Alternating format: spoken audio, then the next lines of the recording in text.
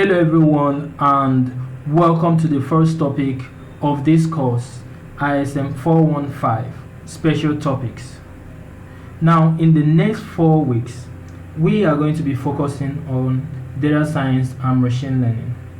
In this period, we are going to be working on real-life business problems and solving them using techniques in data science and machine learning. At the end of this topic, you should be able to start and finish your own data science project. Sounds interesting, right? Let's look at our agenda for this week. Now, in this week, we are going to be focusing on 3 major things. First, we try to understand what data science is, okay? Then we move on to seeing how we can start and finish a data science project by looking at the data science workflow. Then finally, we look at introduction to Python for data science, as Python is going to be our preferred programming language for this course.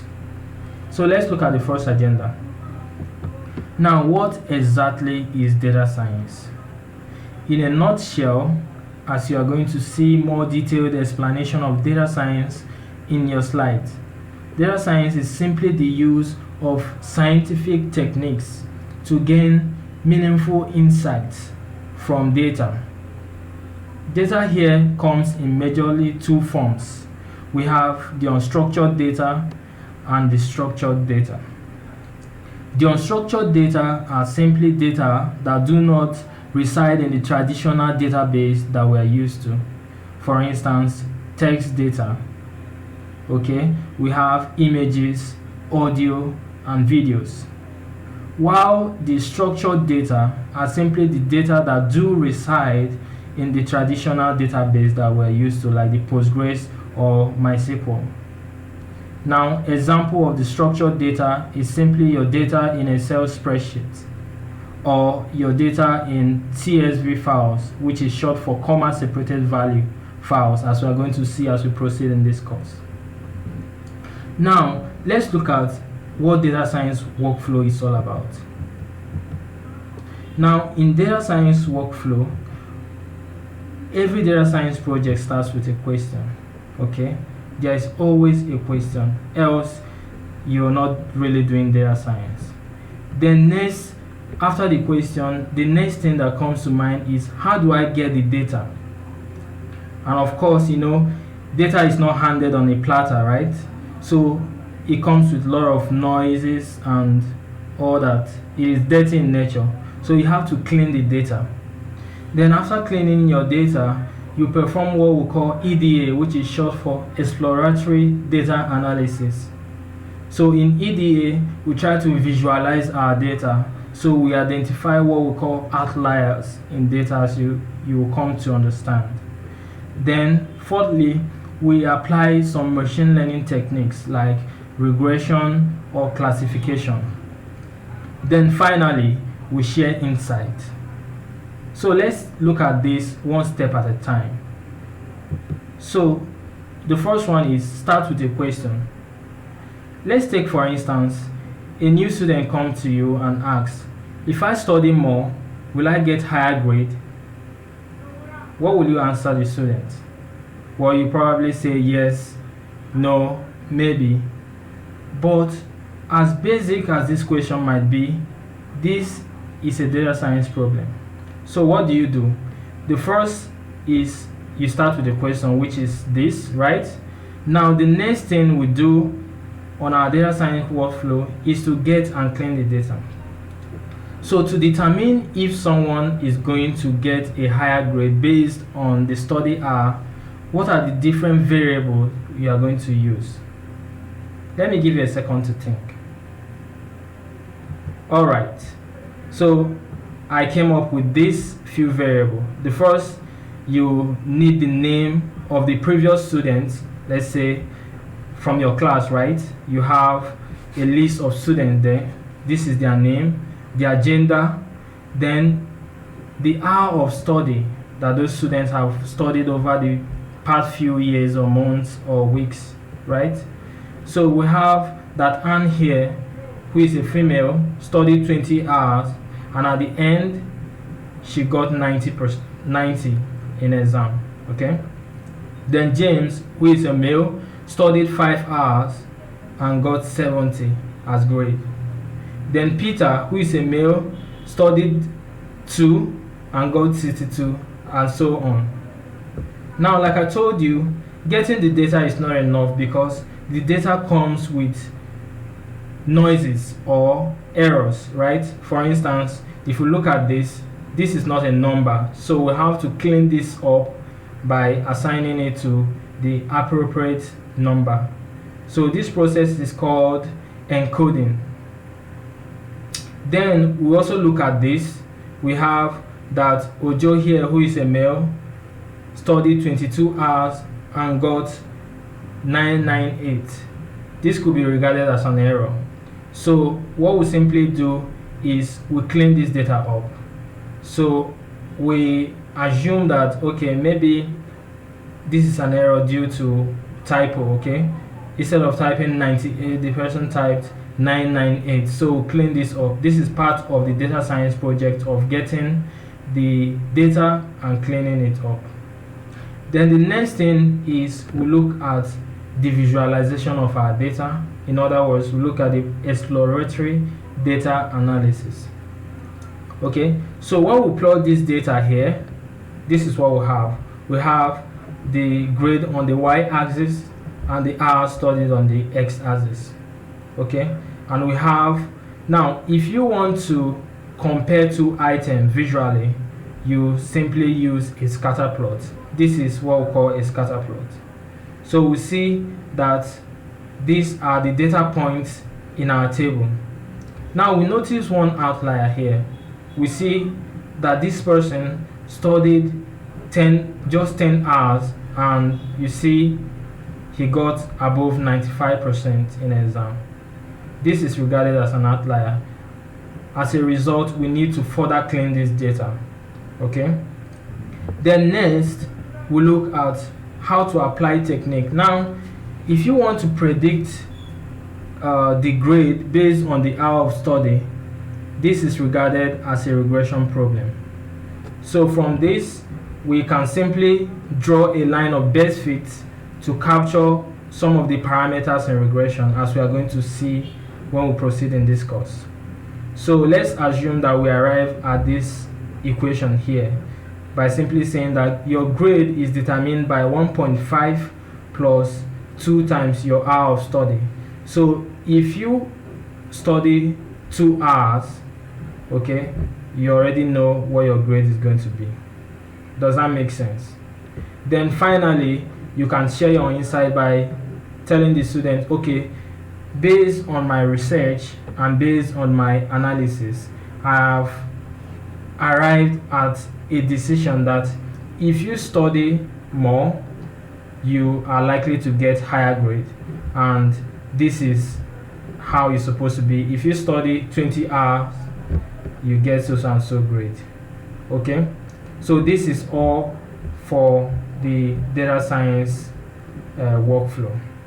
So every data science project must start with a question, then we get and clean your data. Thirdly, we perform exploratory data analysis by visualizing your data to see whether an outlier exists in our data set. Then fourthly, we apply machine learning techniques like regression or classification, which we are going to see in more detail. Then finally, you share your insights. Does that make sense? So let's continue by looking at Python for data science. Now we are going to be focusing on two major things here. We are going to be looking at Python data types and Python structure, data structure. Then finally, we'll look at functions briefly. Okay, so I'm going to exit this place now and we'll launch our Jupyter Notebook. From the previous video, you saw how to create your environment, right? Now, also for this course, it is important for you to have a folder, a set folder for this topic. So for me, I've created a folder called Data Science then ISM 415 in parentheses. The idea of this is for us to have this folder as our working directory, so that all our analysis, our project, our data will be saved in this folder, so we don't have things scattered around our system. Okay, now the next thing I do now is I launch my Jupyter Notebook. So you already saw the method for launching your Jupyter Notebook. You can decide to search Jupyter on your taskbar and launch it, or you can open your command line. If you're on Windows,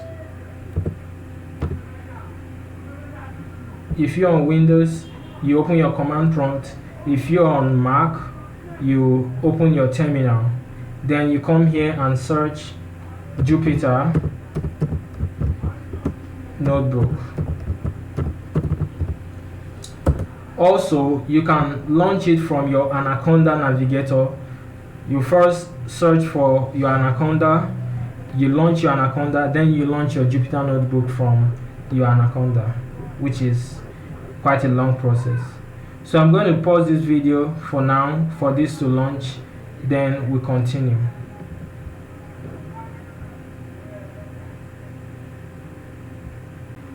Okay, now my Jupyter Notebook has launched and it is now open on my default browser. So the next thing I do is to navigate to my working directory. Okay, so I click on desktop to open it up.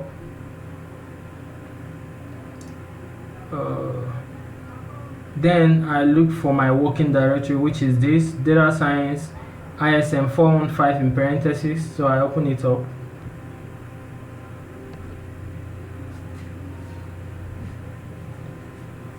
Okay, now when you are in your working directory, what you do next is to create your own new Jupyter Notebook. So you navigate to this drop down here and click on new. And since we are going to be working with Python 3, you click on Python 3. So this is going to take a while to launch. So I'm going to pause this video one more time. Okay. Alright, my Jupyter Notebook has loaded successfully. So I'm going to rename my notebook by clicking on the untitled here. So you click on your untitled. So I'm going to call this Intro to Python. Intro to Python for data science. So feel free to call yours anything, feel free to call yours anything. Then when you're done, click on rename. So we are good. We've renamed our notebook. So let's go back to our slide and look at what we want to see first. So sorry.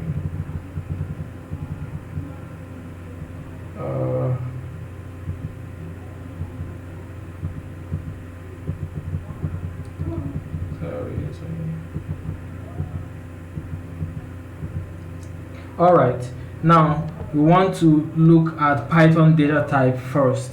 Okay, now in Python we have different data type. We have integers, we have floats, and we have string. So let's look at this briefly. Okay, so go back to your notebook.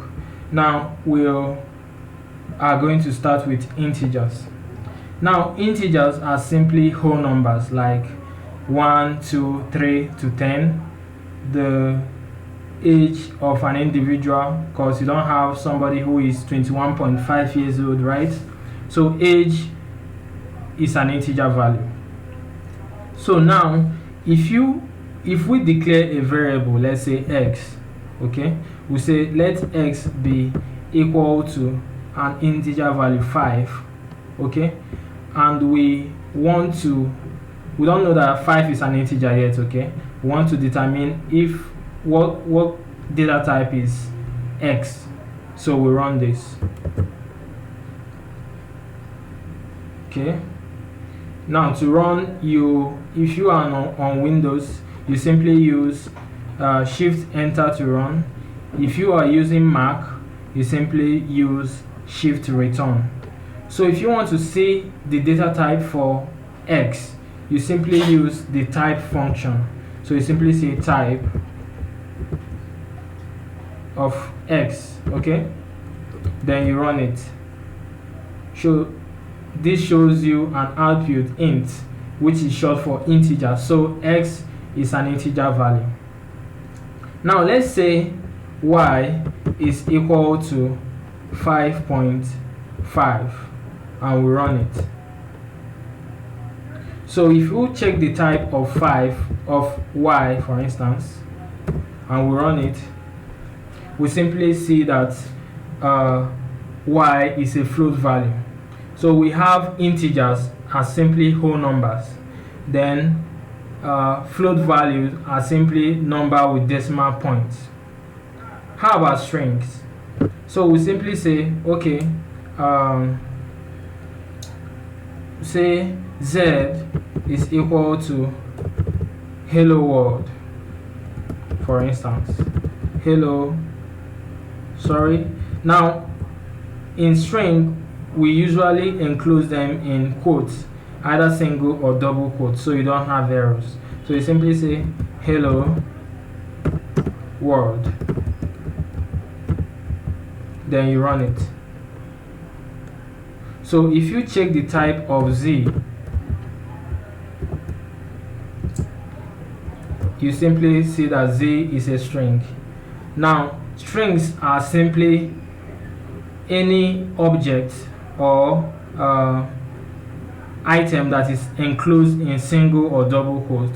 For instance, if we decide to enclose 5 here in double quote, for instance, okay, and check the type again, we see that x becomes string. So anything that is enclosed in single or double quote in Python is regarded as a string.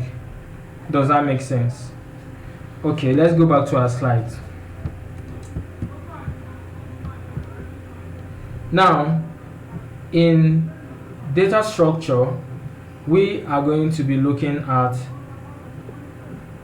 these major ones. We are going to look at lists and look at tuple and look at dictionaries. Okay, so let's start with the first one. We'll start with list. Okay, this is taking so much time.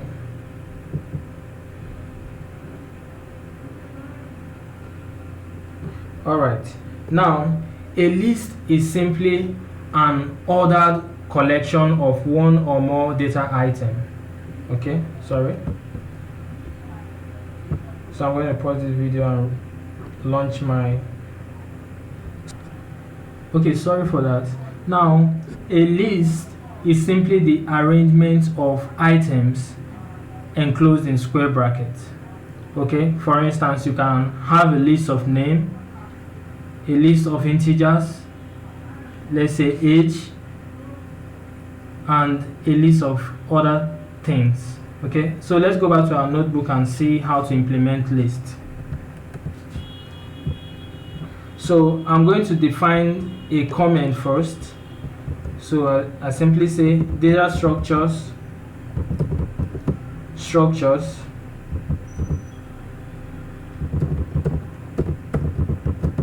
in Python. So and we are starting with list. So and we said that list is simply the arrangement of items that are enclosed in square bracket. Okay, so let's say I want a list of integers. Okay, so and I want to declare a variable called a list for it, for instance. So I simply say a list is equal to, I open a square bracket, then I list my integers separated with comma. So I simply say maybe 1, 2, 3, 4. Okay, so if you want to see the type of a list, for instance, what do? You simply use the type function, right? So you simply say type of a list. Okay, a list, and you run it. So you can see that the type is list. Now there is another way to create a list by simply using the list function. So another way is simply say, let's say we declare another variable like x equal to, now instead of using the square bracket, you can use the list function to create your list by simply saying list, open parenthesis, then you list your items separated in comma 4, then you run it. Okay, so sorry. Okay, let's leave the list function for now. We are going to come back to it later, so I'm going to comment it out. Okay, so let's continue. If you want to view this your list, how do you do it? Now you can do it using the print function. So you simply print your list, your a list, or you can simply view it by simply typing the variable name a list. Okay, so far we've seen how to create a list and check the type, whether it is actually a list or something else. Then we saw how to print it. Now let's create more lists. Let's say we want to create 3 different lists: a list of names, a list of the age, and the height. So in other words, we want to create a list of string, a list of integers, and a list of floats. So let's start with the first one. So we'll simply say names,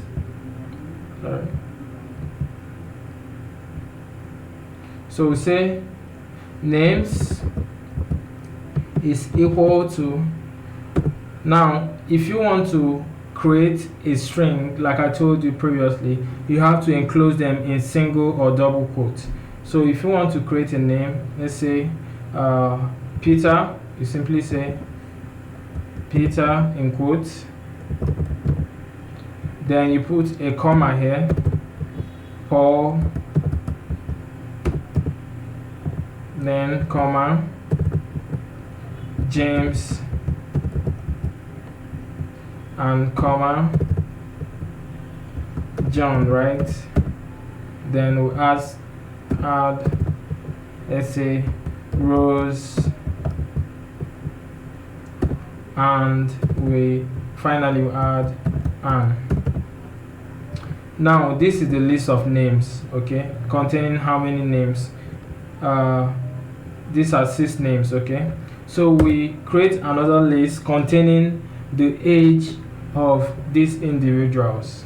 Okay, so simply say declare a new variable called age, which is going to take a list of integers like Peter is 15, Paul is, let's say, 16, James is 20, Rose is 12, and Anne is 18. Okay, is that all? This is 6, this is 1, 2, 3, 4, 5. Okay, finally let's say another 15. Okay, then finally we create a list for the height of those individuals. Okay, so simply say the height of Peter is, let's say, 1.5 meters, comma, this one is, just add something random. Okay, so 3.2, comma, 4.1, and comma, 2.2, and finally 1.8. So this is 1, 2, 3, 4, 5, 6. So we've ended up creating 3 different lists. Okay, now how do we print this out? We can print this out on one line using the print format function. That's the print format method. Okay, so by simply saying print, okay, then in quotes the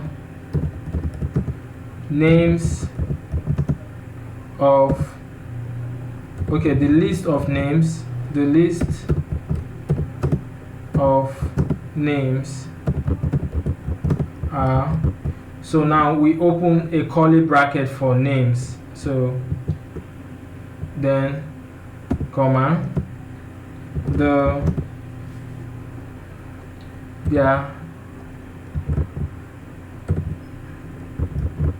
age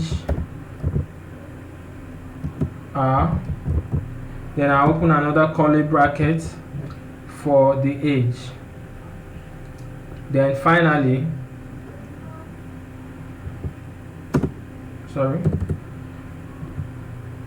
then I put a comma here, then the list of their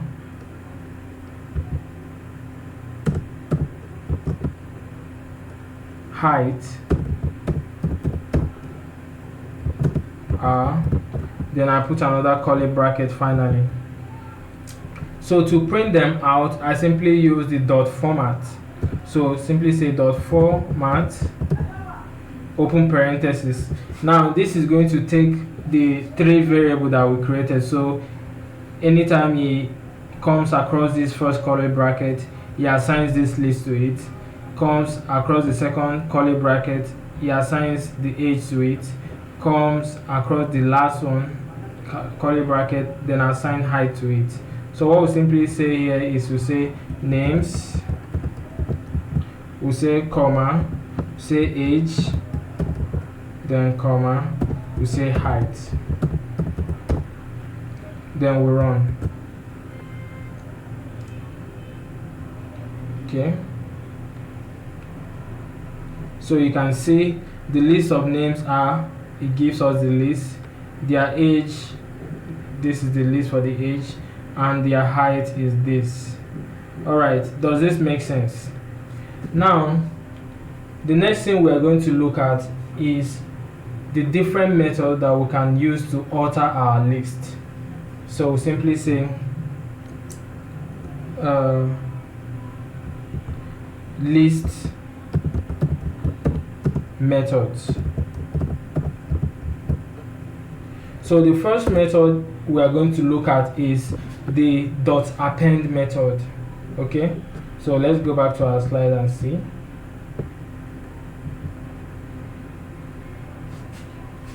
Okay, so now we use the dot append method to add a variable or a word to an existing list. Okay, we use the dot append method to add an item to an existing list. For instance, we go back to our notebook. Let's say we want to increase the names to 7. We want to add Jude to this name. So the way to do it is simply we use the dot append method. Okay, so what we say is we simply say names, which is our variable name, names, then dot append, open parenthesis, the name we want to add. So we want to add Jude to it, so we simply say dot append, then Jude. So we run it. So now to see if the change was effected, we simply view our variable name, names. Okay, so when we view names, so you see we have Jude appended. Now if you want to add multiple items to your list, what you simply do is use the dot extend method. Okay, now like I told you in NLP, if you want to use a function or a method and you don't know how to do it, you can get help from your notebook by simply putting a question mark at the end of the method. For instance, we want to use the .extend method and we don't know how to use it. Okay, so what we simply say is we say names, which is our variable name, then we say .extend, then we put a question mark in front of it and we run it. So this gives us a help window here. So let me drag it up.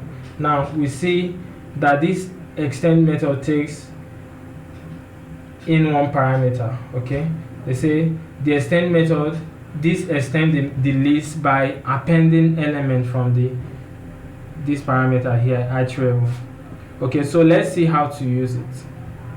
Let's say we want to add 2 more names. We want to add Charles and Ada, for instance. Okay, so I simply say names, which is my variable name, names dot extend.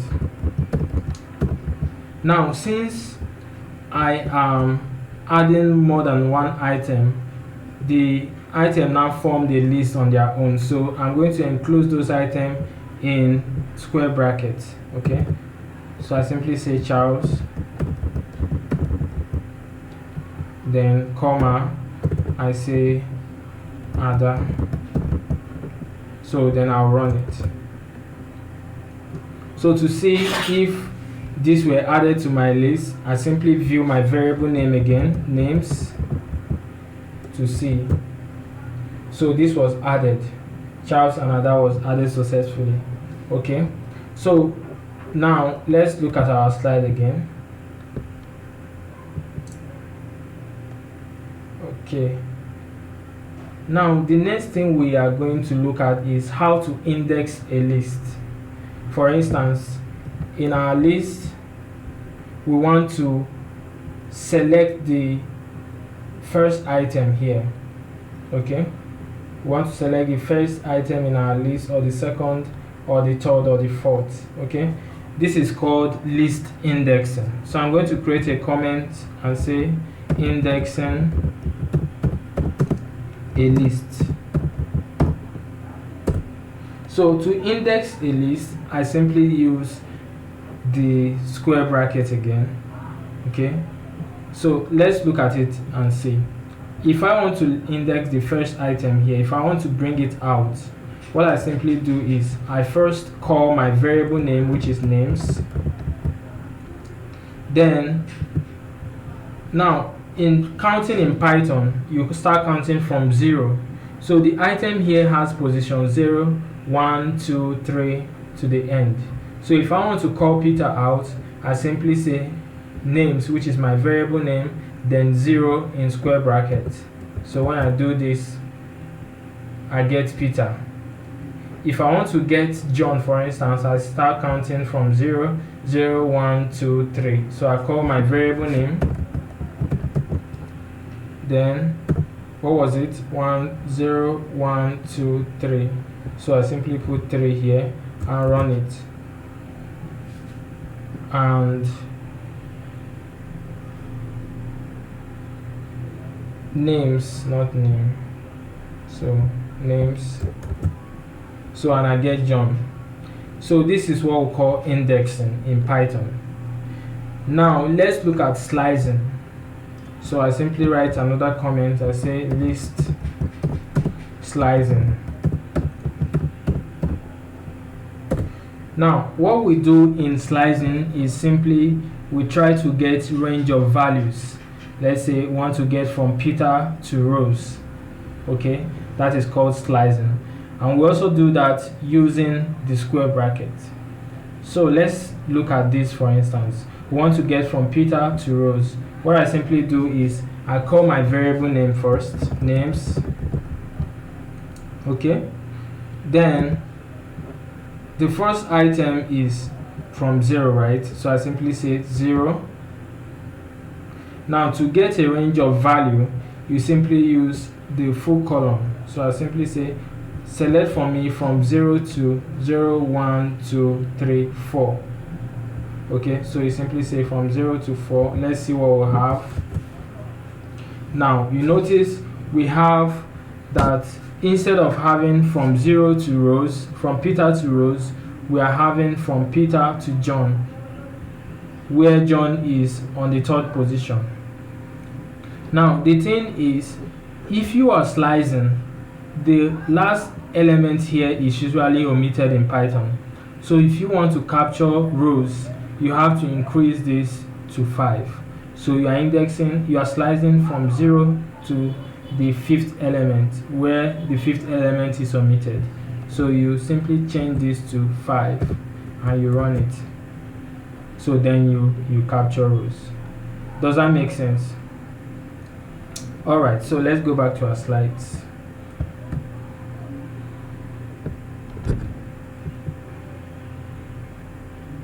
Alright, so we've looked at this.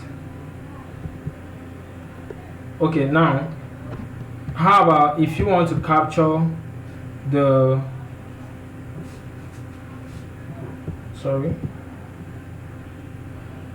so now if you want to capture everything except this last item here, what you simply do is you also slice it by simply calling your variable name first, names, open a square bracket, then you say full column.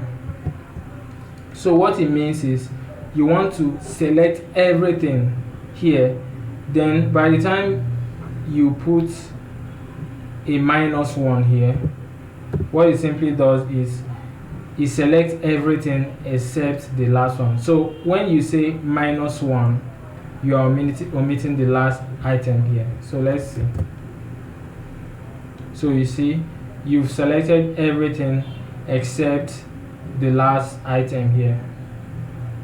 So to make this clearer, if you want to select the last item here, you simply index it by simply saying names square bracket -1. This will give you the last item here, which is other. Does that make sense?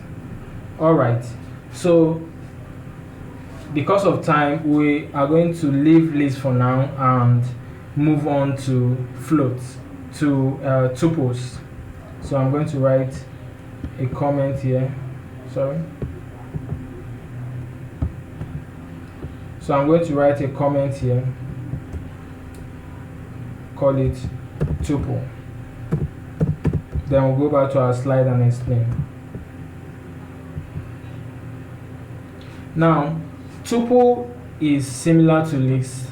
The difference between tuple and list is that tuple is simply enclosed in parentheses, whereas list is enclosed in square brackets. So both contains the same item, and the major difference between both is that you can alter a list, but you cannot alter a tuple. So let's take example and see. Now, for the sake of time, I'm going to convert this my list to tuple. How do I do that? I'm going to do that by simply using the tuple function. Okay, so I simply say a new name2 is equal to tuple, okay, tuple of my names, then I run it. So if you view name2 now, name2,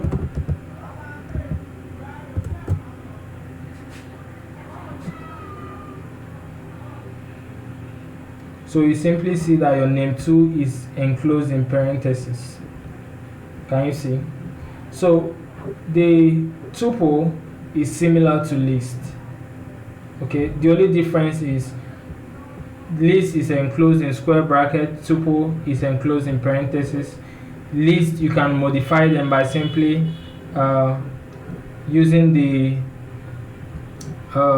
append method or the extend method, whereas tuple you cannot modify it. So let's look at how we cannot modify tuple and see. So let's say we want to add another item to this list, to this tuple here. So let's say we want to add OB to the list here. So we simply say name to dot append. So what are we appending? We want to append OB. So when we do this, we run, and you see we have error. They say tuple object has no attribute append, so we cannot add to a tuple. Now let's see how to delete. If we want to delete item from a list, we simply use the del keyword. So let's say we want to delete the first item here, Peter, in our list. So we simply say del, then we index Peter. So we simply say del names square bracket. Peter is in the first position, so we put 0 here and we run. So let's view our names to see if Peter was deleted. So we simply say names and we run it. Now we have that instead of starting with Peter, we have Paul. So let's see if we can exhibit the same process for our tuple. So we simply say del the variable for our tuple is name2, so we say name2, then square bracket, we index Peter here, which is 0, then we run. You see we also have an error. It says tuple object doesn't support item deletion, so we cannot delete any item in tuple. Now what is the bottom line of this? If you want to use something that can change, let's say you are working on a data and you are creating your own data and you want a column in your data to be changed, okay, in the future, you simply create that column using list. But if you want something to be permanent, like the name of the person or the age of the person, the ID of that person, something you can't change, it is good to use tuple for it. So does that make sense? Good. Now let's look at our slides again.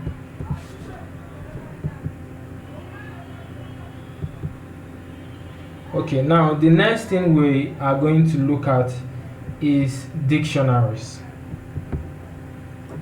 So just like list and tuple, like list and tuple are simply the arrangement of items in an ordered manner, right? Now dictionary is just kind of the opposite of that. Dictionary is simply the arrangement of items in an unordered manner. So you can have a list and a tuple inside a dictionary. Now to create a dictionary, we simply use the curly braces. Okay, so let's go back to our notebook and see how we can create a dictionary. Okay, now I'm going to define a comment called dictionary.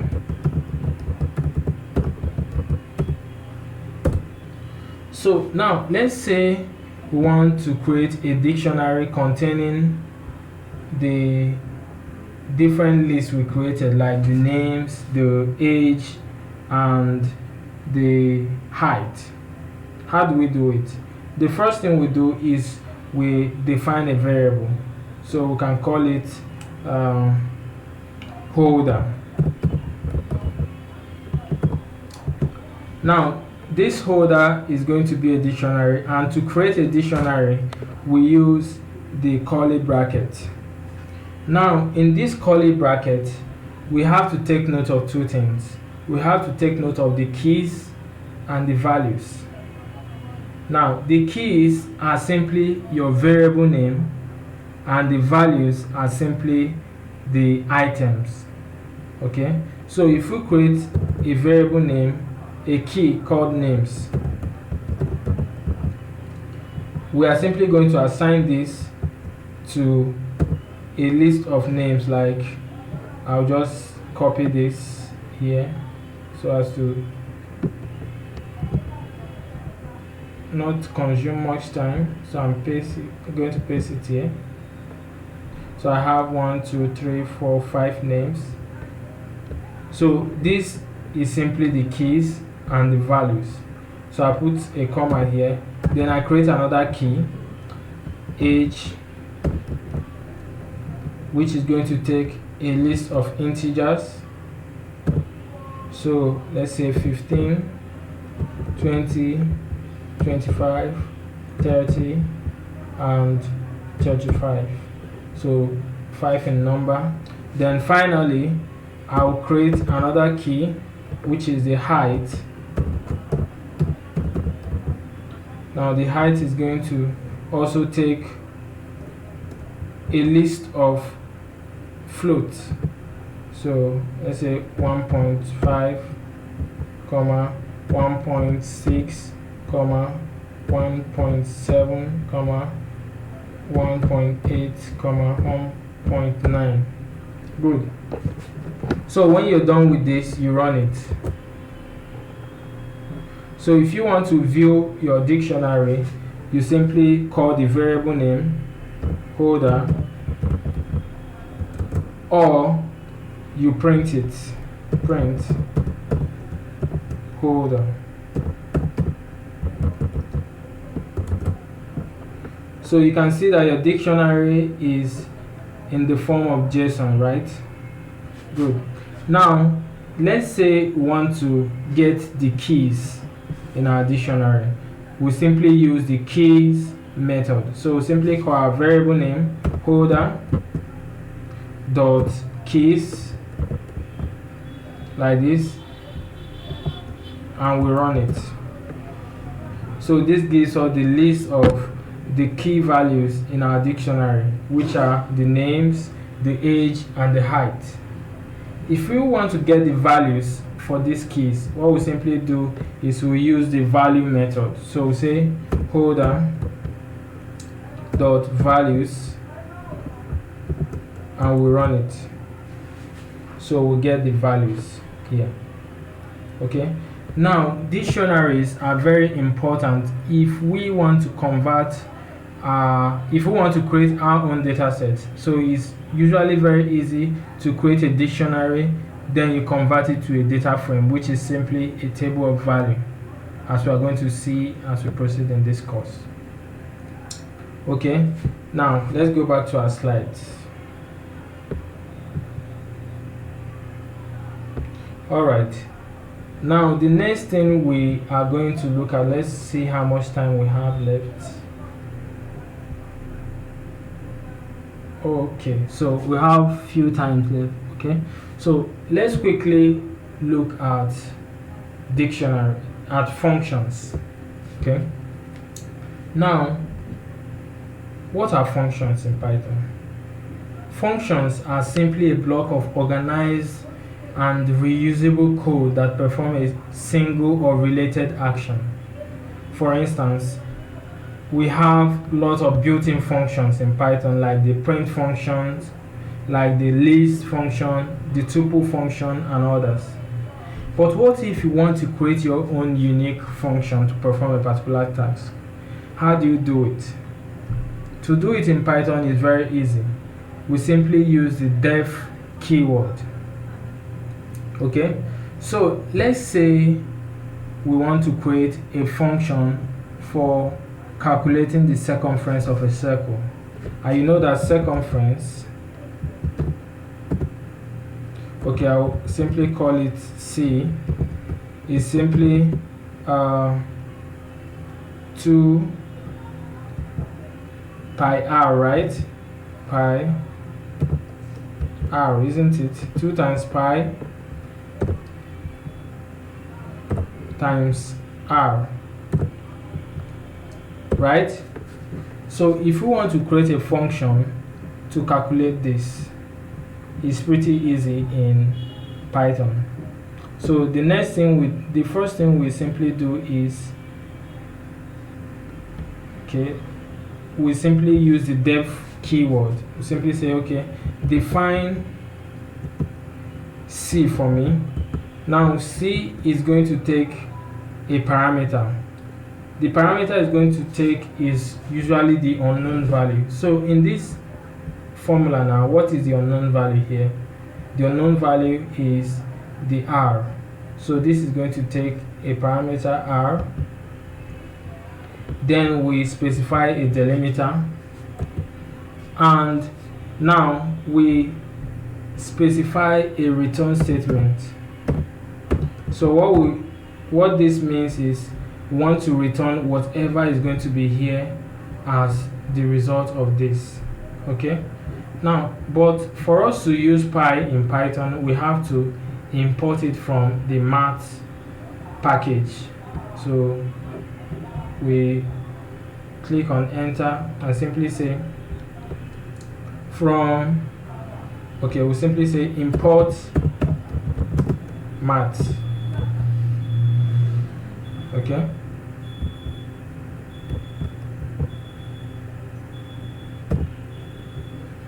all right. Now this math is a library in Python.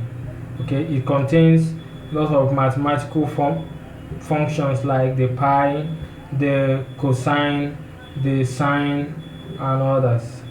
Okay, so and to import a math library in Python, we simply use the import keyword. Okay, so we simply say import math and we run it.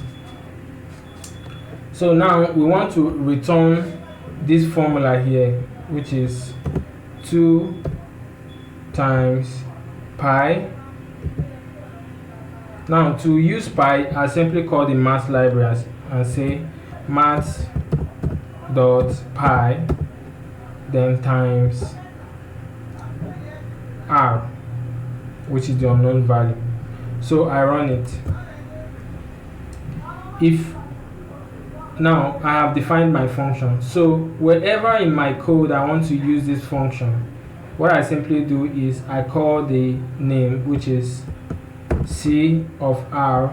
Let's say the circumference, the ratio now is 50. So I simply say C of 50 and see what I get.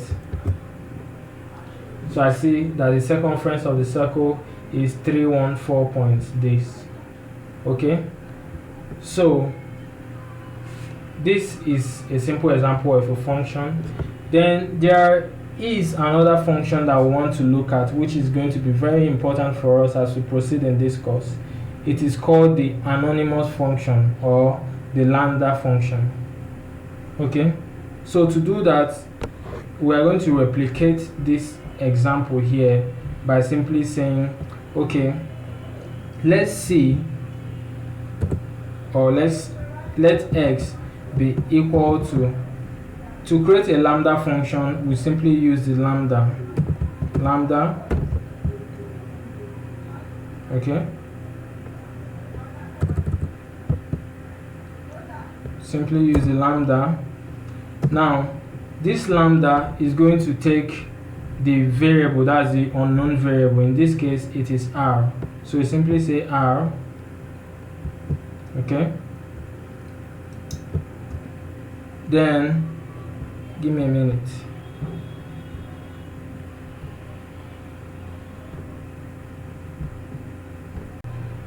Okay, now so we declare the variable x, which is equal to lambda R. This R is our unknown value, okay, our unknown variable.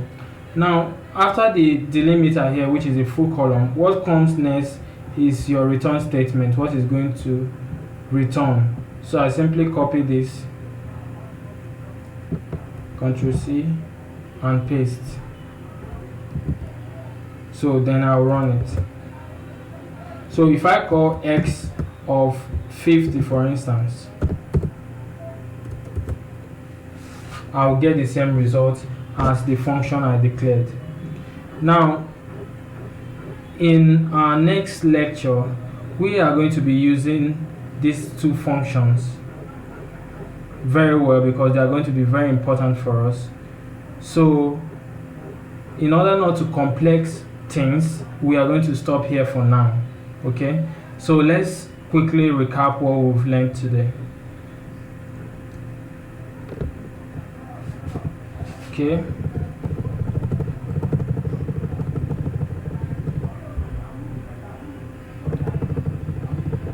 so today we started by understanding what data science is, right?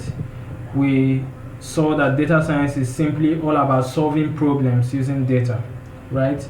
And we saw what data is. We looked at two different forms of data, the structured and the unstructured data. Then we continued by looking at the data science workflow, and we said that all data science projects start with a question. Then the next thing you do is to get and clean your data.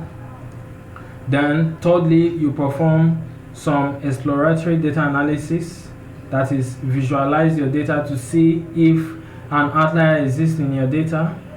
Fourthly, you apply techniques like machine learning techniques such as regression or classification. Then finally, you share your insights. From there, we looked at an example which we explained. Then we continued by looking at Python for data science. We started by looking at Python data type, which I told you we have integers, floats, and strings. Integers are simply whole numbers. Floats are numbers with decimal points, right? And strings are simply numbers that are enclosed in single or double quotes, like the name of an individual, the location, and all that. Okay. Then we continued by looking at Python data structures like list, tuple, and dictionaries. We looked at how to create a list and print them, how to check whether this data structure is a list or not by using the type function.